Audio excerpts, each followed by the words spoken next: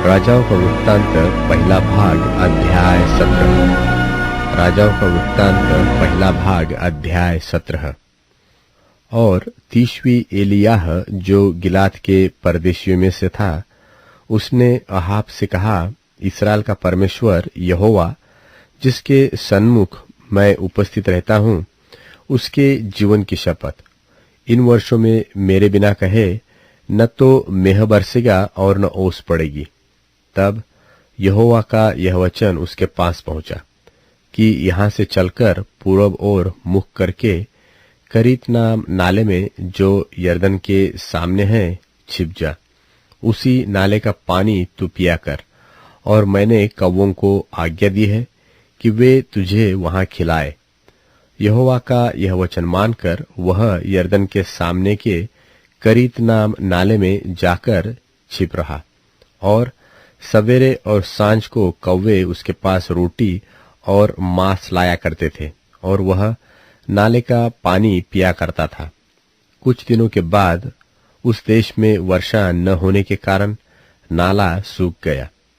तब यहोवा का यह वचन उसके पास पहुंचा कि चलकर सिदोन के सारपत नगर में जाकर वहीं रह। सुन, मैंने वहां की एक विधवा को तेरे खिलाने की आज्ञा दी है। सो वह वहां से चल दिया और सारपत को गया। नगर के फाटक के पास पहुंचकर उसने देखा कि एक विधवा लकड़ी बीन रही है। उसको बुलाकर उसने कहा, किसी पात्र में मेरे पीने को थोड़ा पानी ले आ। जब वह लेने जा रही थी तो उसने उसे पुकार के कहा, अपने हाथ में एक टुकड़ा रोटी भी मेरे पास लेती आ। उसने कहा, तेरे परमेश्वर यहोवा के जीवन की शपथ, मेरे पास एक भी रोटी नहीं है, केवल घड़े में मुट्ठी भर मैदा और कुप्पी में थोड़ा सा तेल है, और मैं 2-1 लकड़ी बीनकर लिए जाती हूं कि अपने और अपने बेटे के लिए उसे पकाओ और हम उसे खाए फिर मर जाए। एलिय्याह ने उससे कहा, मत डर, जाकर अपनी बात के अनुसार कर, परंतु पहले मेरे लिए एक छोटी सी रोटी बनाकर मेरे पास ले आ, फिर इसके बाद अपने और अपने बेटे के लिए बनाना, क्योंकि इस्राएल का परमेश्वर यहोवा यूं कहता है कि जब तक यहोवा भूमि पर मेह न बरसाएगा, तब तक न तो उस घड़े का मैदा चुकेगा और न उस कुप्पी का तेल घटेगा।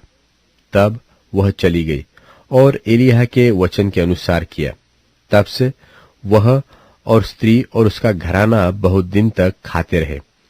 यहोवा के उस वचन के अनुसार जो उसने एलिय्याह के द्वारा कहा था, न तो उस घड़े का मैदा चुका और न उस कुप्पी का तेल घट गया।